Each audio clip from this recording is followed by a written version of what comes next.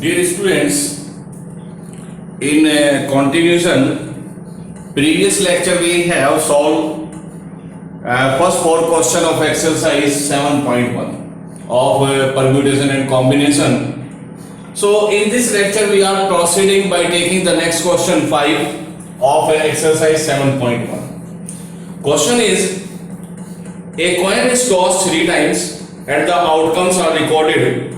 How many possible outcomes are there? So you have used this statement in class 10th in the probability. Question is that if a coin is tossed 3 times. A coin is tossed 3 times. Let us suppose this one is the result of the first toss, this one is the result of second toss, and this one is the result of third toss. A coin is tossed 3 times, thrice. This is the result of the first toss, this is the result of the second toss, and this is the result of the third toss. So, possible number of results in first throw of die of coin are 2. So when you toss a coin, so it may be that you get a head or it may be that you get a tail. तो result क्या हो सकते हैं? 2 possible results है when you toss the coin first time. Similarly, when you toss this coin again, so there are 2 possible way और third times में भी आपको 2 possible way होंगे. तो जब आप एक कॉइन को पहली बार टॉस करें तो 2 रिजल्ट आपके पास पॉसिबल है. जब दूसरी बार टॉस करेंगे तो 2 रिजल्ट्स आर पॉसिबल और इन 3 टॉस थ्राइस थ्रो में भी आपको 2 रिजल्ट पॉसिबल हैं. तो possible number of results in second throw of a coin are 2 and possible results in third throw of the coin is 2. Therefore, total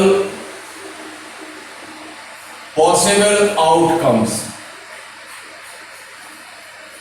2 into 2 into 2 is equal to 8.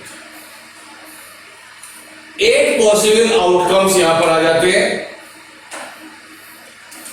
एक तरीका हमारे पास और भी हो सकता है कि सपोज करिएगा ये एक कॉइन है and toss this coin first time, so it may be that head और it may be that tell.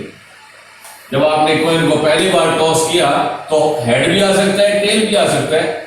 जो भी रिजल्ट आ रहा है आपने दोबारा टॉस करना है और दोबारा हेड आ सकता है, दोबारा टेल आ सकता है, दोबारा यहाँ पर हेड आ सकता है, टेल आ सकता है. जो भी दूसरी थ्रो में आए आपने थर्ड टाइम यानी तीसरी बार आपने थ्रो करना है. Head tail head tail head tail head और टेल. तो first possible result is H H H. पहला रिजल्ट हो सकता है कि तीनों बार आपको एच एच एच मिले. दूसरा रिजल्ट हो सकता है H H T H H T H H T. Next result हो सकता है एच टी एच और एक रिजल्ट हो सकता है एच टी टी. यहां पे रिजल्ट हो सकता है टी एच एच. एक रिजल्ट हो सकता है T H T. Next result is T T H और last result is T T T. तो these are the total possible number of ways 1 2 3 4 5 6 7 8. तो पॉसिबल रिजल्ट्स यहां पर हो सकते हैं 8. तो next problem question 6. Question 6 of this exercise is given 5 flags of different color. How many different signals can be generated if each signal requires the use of the 2 flags and one below the other? So there are 5 flags of different color.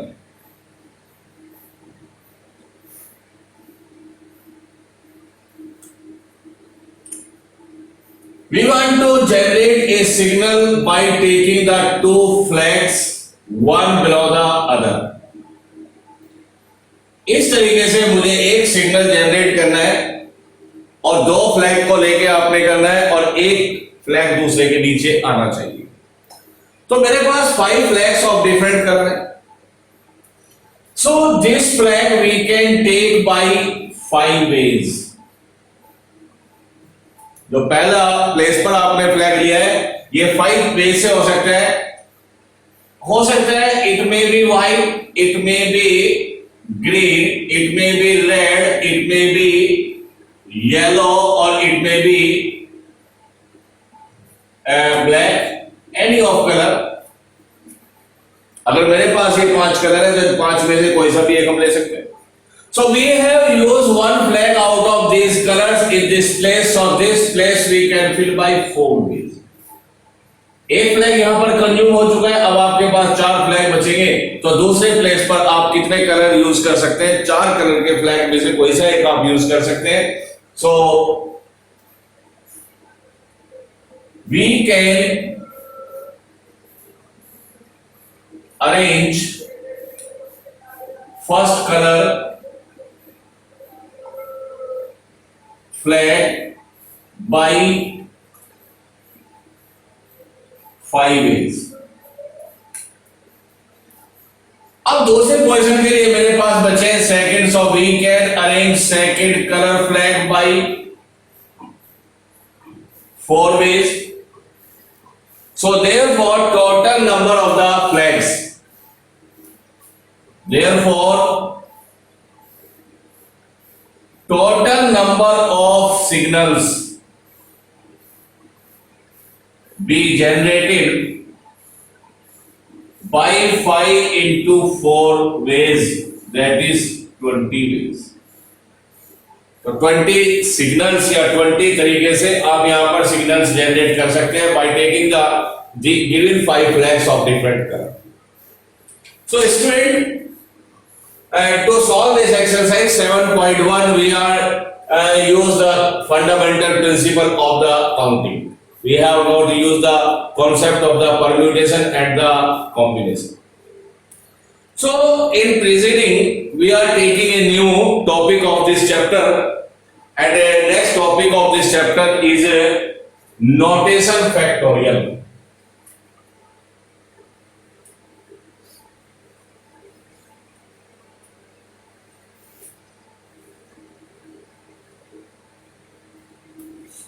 So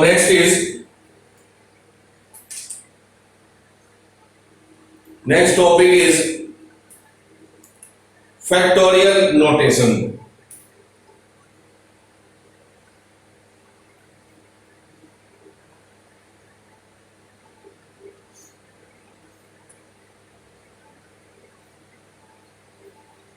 तो यहां पर इसका हमने use करना है, आपके लिए एक नई टर्म है notation factorial. The notation n factorial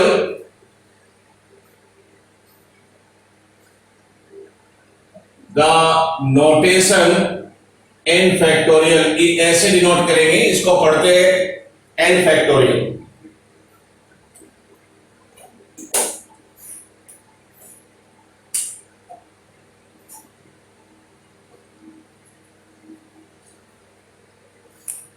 तो notation n factorial represent the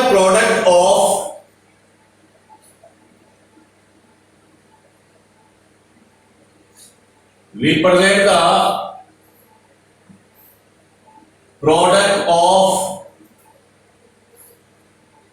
n natural numbers।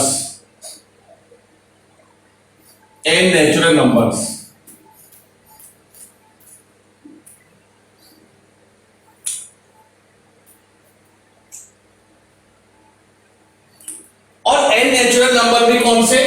First n natural number, that is 1 से स्टार्ट आपने करना है, 1 into 2 into 3 up to n, that is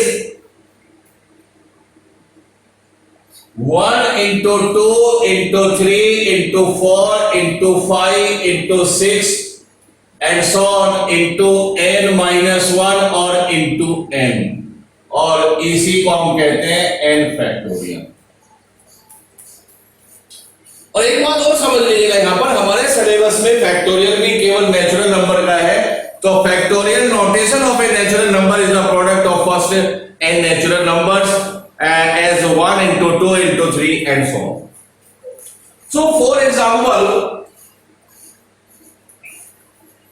1 is equal to 1 factorial. 1 into 2 को आप लिख सकते हैं 2 factorial, 1 into 3 into 1 into 2 into 3, इसको आप लिख सकते हैं 3 factorial, and similarly 1 into 2 into 3 and up to into n is equal to n factorial. There is a exceptional case is that 0 factorial is 1. ये याद रखना है, जो 0 फैक्टोरियल होता है उसकी वैल्यू यहां पर 1 होती है। और भी हम यहां पर कह सकते हैं एक स्पेसिफिक प्रॉब्लम क्या है, n into n minus 1, एक n फैक्टोरियल को आप लिख सकते हैं n into n minus 1। आप आगे भी इसको प्रोसीड कर सकते हैं, सॉरी n फैक्टोरियल इज, अगर इसको केवल आपने वन टाइम सॉल्व करना है तो आप लिख सकते हैं n into n minus 1 factorial. अगर मेरी रिक्वायरमेंट 2 फैक्टर की है तो मैं इसको ऐसे भी लिख सकता हूं n into n minus 1 into n minus 2 factorial. अगर मेरी रिक्वायरमेंट 4 फैक्टर की है तो n into n minus 1 into n minus 2 into n minus 3 factorial. तो रिजल्ट क्या है, कंक्लूजन क्या है? कंक्लूजन ये है कि 1 से पहले अगर आप इसको कहीं पर भी ब्रेक देना चाहते हैं, रोकना चाहते हैं, तो वहीं पर क्या आ जाएगा, साइन आ जाएगा फैक्टोरियल का। तो फॉर एग्जांपल 10 फैक्टोरियल, मुझे केवल वन टाइम ट्वाइस सॉल्व करना है तो आप इसको लिख सकते हैं 10 into 9 फैक्टोरियल।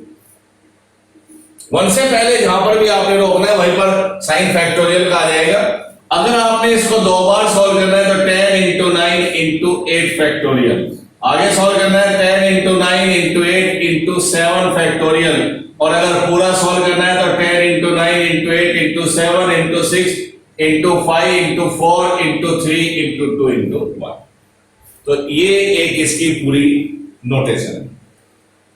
तो याद रखिएगा कि ये केवल हमारे सिलेबस में नेचुरल नंबर के लिए फैक्टोरियल है, और factorial notation of a natural number is the product of first and natural number, जो 1 से स्टार्ट होगा और जहां तक भी आपने इसका भी फैक्टोरियल फाइंड आउट करना है वहां तक चलेगा।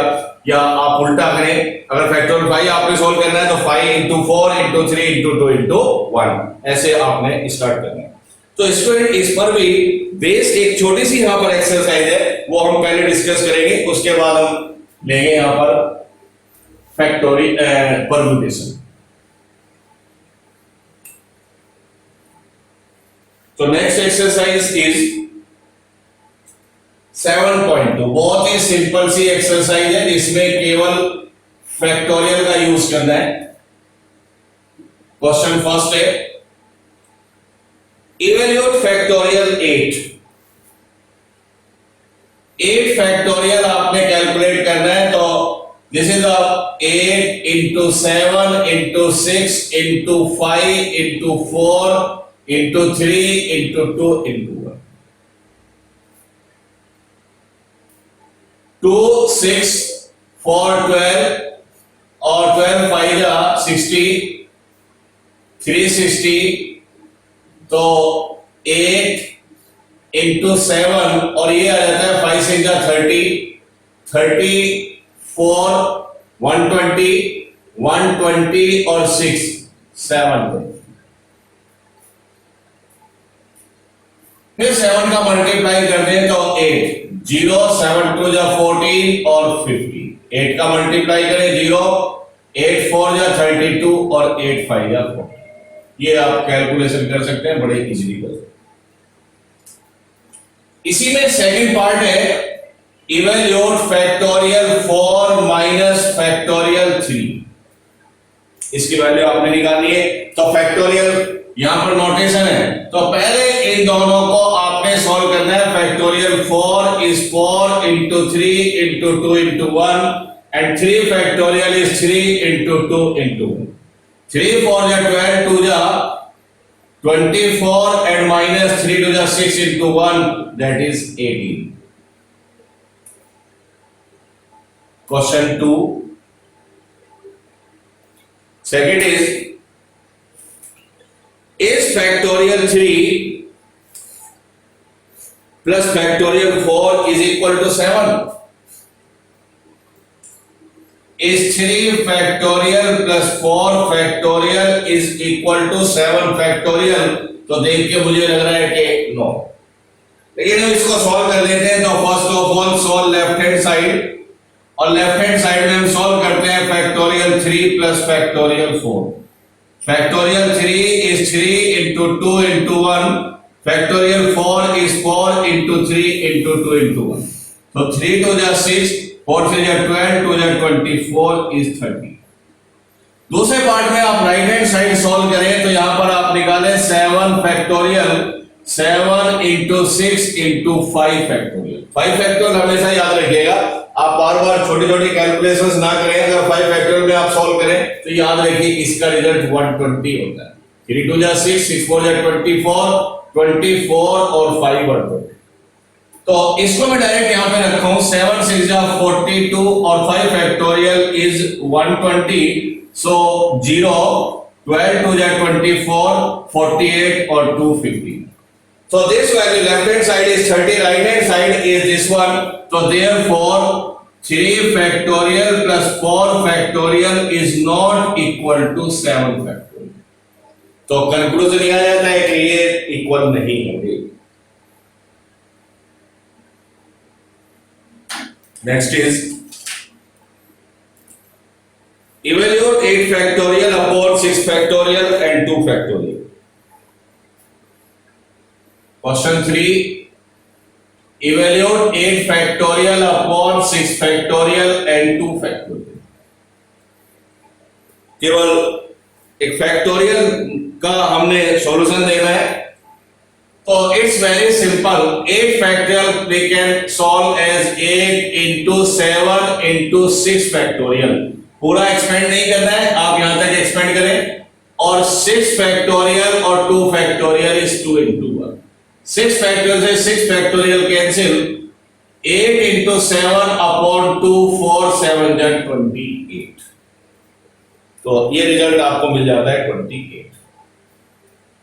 Next is question 4 and evaluate if 1 upon 6 factorial plus 1 upon 7 factorial is equal to x upon 8 factorial. If 1 upon 6 factorial plus 1 upon 7 factorial is equal to x upon 8 factorial, so find out the value of x. तो x की value हमें calculate करनी है, तो उसके लिए हमने LCM लेना है। तो 1 upon 6 factorial, इस 7 को भी सॉल्व करें 6 फैक्टोरियल, तो 7 into 6 फैक्टोरियल, और इसको भी आप 6 फैक्टोरियल तक सॉल्व करें तो 8 into 7 into 6 factorial. So 1 upon 6 factorial, और यहां पर हम ले रहे हैं एलसीएम 7 into 6 फैक्टोरियल, तो 7 plus 1 is equal to x upon 8 into 7 into 6 factorial। 6 factorial से 6 factorial कैंसिल कर दे, और this one is 8 upon 7 is equal to x upon 8 into 7। 7 से 7, तो x is equal to 64। ये आंसर मुझे यहां पर मिल जाता है, x is equal to 64। एक और यहां पर इसका अभी प्रॉब्लम है, क्वेश्चन नंबर 5।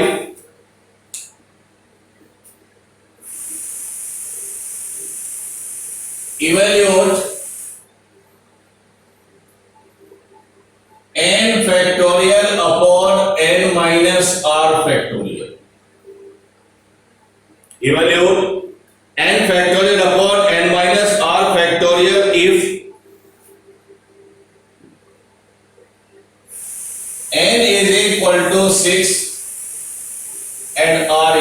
टू 2। तो ये दो वैल्यू आप पुट कर दीजिएगा, तो सब्स्टिट्यूट, तो this relation become n means 6 factorial और 6 minus 2 factorial, that is 6 factorial upon 4 factorial. इस 6 फैक्टोरियल को 4 फैक्टोरियल तक आप सॉल्व करें तो 6 into 5 into 4 factorial upon 4 factorial, ये कैंसिल कर दें और 6 5 जा 30 आंसर आपको। ऐसी सेकंड पार्ट में आपको दिया हुआ है n is equal to 9, r is equal to 5। ये दोनों वैल्यू जब इसमें पुट करें, so this relation become 9 factorial upon 9 minus 5 factorial, that is 9 factorial upon 4 factorial. So this one is 9 into 8 into 7 into 6 into 5 upon 4 factorial और into 4 factorial। पूरा solve नहीं करेंगे, 4 factorial तक हमने सॉल्व किया और ये काट दीजिएगा, तो 9 8, या तो आप दो मल्टीप्लाई करें, 9 8 जा 72 into 7 और 6 5 जा 30, तो 72 into 210, इसको आप मल्टीप्लाई करें तो 0 72 एंड 4 और 7 2 जा 14, तो 2 11 5 1 1 5 1 2 0। तो एक सिंपल सी एक्सरसाइज हमने यहां पर क्वेश्चन के लिए किया, केवल इसलिए किया है कि फैक्टोरियल को यूज टू करने के लिए, फैक्टोरियल को समझने के लिए ये कुछ हमने क्वेश्चंस इसके ट्राई किए हैं। तो student, next topic is very important topic of this chapter, और वो टॉपिक है हमारा मेन टॉपिक, परम्यूटेशन। तो नेक्स्ट इज, अब हम स्टार्ट कर रहे हैं यहां पर पहला इसका टॉपिक, परम्यूटेशन।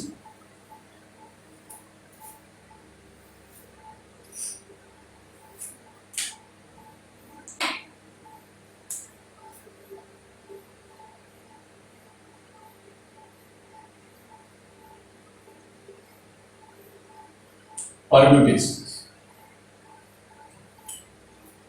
तो स्टूडेंट, जो पहली एक्सरसाइज हमने प्रिंसिपल काउंटिंग से की है, उस पर हम कुछ एक पर्टिकुलर फॉर्मूला अप्लाई करना चाहते हैं, तो उसके लिए यहां पर हम टर्म ले रहे हैं permutation.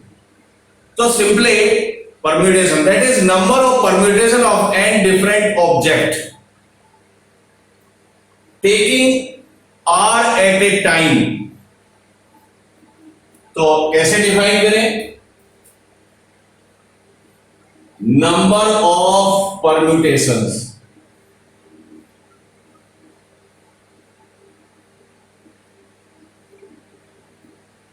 number of permutations of n different object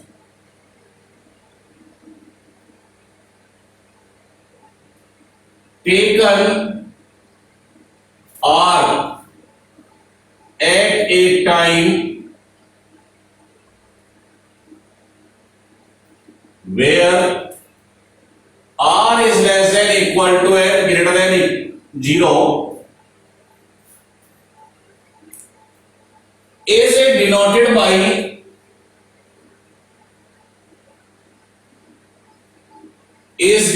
by NPR or PNR, and which is equal to n factorial upon n minus r factorial. And there is a restriction, repetition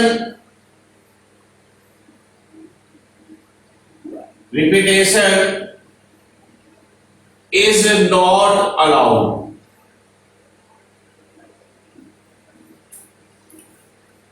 तो अगर हम इसका एक simply meaning देखें तो ये पूरा किस पर डिपेंड करता है? एक वर्ड यहां पर हम लेते हैं arrangement.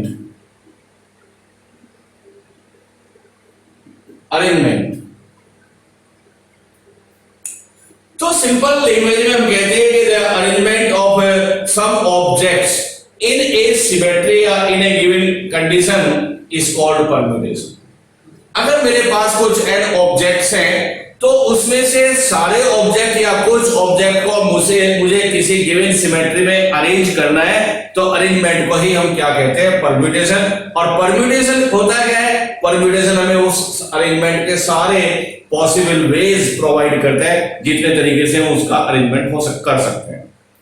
For example, there are 40 students in a class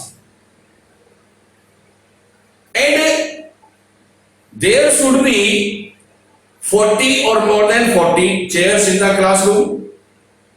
अगर 40 स्टूडेंट क्लास के अंदर हैं तो क्लास के अंदर 40 या 40 से ज्यादा चेयर्स होनी चाहिए। अगर 40 से कम चेयर्स होगी तो हम अरेंजमेंट नहीं कर पाएंगे। तो यहां पर जो मैंने R कहा है, R इज द स्टूडेंट्स और N is the number of chairs in the room. तो जो R स्टूडेंट है वो या तो नंबर ऑफ चेयर के इक्वल होंगे या नंबर ऑफ चेयर से ग्रेटर होंगे, सॉरी लेस होंगे। तो स्टूडेंट्स नंबर ऑफ चेयर्स या तो इक्वल होंगे या स्टूडेंट नंबर ऑफ चेयर से लेस होंगे, तभी अरेंजमेंट हो पाएगा। तो 40 स्टूडेंट अगर 40 चेयर्स हैं तो हम कहते हैं कि सबका अरेंजमेंट करना है, तो N भी इक्वल R भी इक्वल। तो उस केस में R और N दोनों इक्वल है। तो अगर 40 students and 40 chairs, so we want to arrange these 40 students and the 40 chairs in a classroom। तो taken यहां पे मैंने लिखा है taken R, तो यहां पे लिखेंगे taken all at a time। जब दोनों इक्वल होंगे N and R, तो N भी 40 है, R भी 40 है। this one is equal to R, sorry N, और this one is R, तो N is equal to R। तो यहां पर वर्ड आ जाएगा टेकिंग या taken all at a time, सबको अरेंज करना है। तो ऑब्वियसली है अगर 40 चेयर्स है, 40 स्टूडेंट है, तो अरेंजमेंट एक तरीके से नहीं आएगा। हो सकता है पहला अरेंजमेंट हम उनको उनके रोल नंबर के अकॉर्डिंग बैठाएं, दूसरा अरेंजमेंट हो सकता है अकॉर्डिंग टू देयर हाइट, तीसरा अरेंजमेंट हो सकता है कि पहले इवन रोल नंबर बैठे फिर ऑड रोल नंबर बैठे। तो so many types of the arrangement are there to sit the 40 student on the 40 chairs। अगर क्या हो 40 students and 42 chairs, so N is equal to 42, R is equal to this। तो N R जो है वो या तो N के इक्वल है या N से छोटा होता है। तो 42 चेयर्स पर 40 स्टूडेंट अरेंज हो सकते हैं। पहला अरेंजमेंट ये हो सकता है कि पहली 2 चेयर को वैकेंट छोड़ दें। दूसरा अरेंजमेंट ये हो सकता है कि लास्ट की 2 चेयर हम छोड़ दें। तीसरा हो सकता है रोल नंबर पहले नंबर की और तीसरे नंबर के अरेंजमेंट को वैकेंट चेयर को वैकेंट छोड़ दें। तो बहुत टाइप के अरेंजमेंट होते हैं। तो इसी टाइप के अरेंजमेंट, यानी एक सिंपल सी बात है कि जिन क्वेश्चंस के अंदर आपने ऑब्जेक्ट्स का अरेंजमेंट करना है उसका सीधा मतलब है कि वो परम्यूटेशन है। तो permutation is the arrangement of the R object out of the N object is the permutation. तो परम्यूटेशन क्या है, N ऑब्जेक्ट का अरेंजमेंट है N प्लेसेस पर या उससे ज्यादा प्लेसेस पर। इसको डिनोट करते हैं NPR से, और डिनोट दूसरी नोटेशन है PNR। सिंप्लीफिकेशन होता है इसका n factorial upon n minus r factorial. और एक रेस्ट्रिक्शन यहां पर होती है कि देयर इज नो रिपीटेशन, इसके अंदर रिपीटेशन अलाउ नहीं है। और इसको हम सिंपल परम्यूटेशन भी कहते हैं, इसको हम लीनियर अरेंजमेंट भी कहते हैं। This one is called linear arrangement. तो ये लीनियर अरेंजमेंट का मतलब है कुछ स्टूडेंट है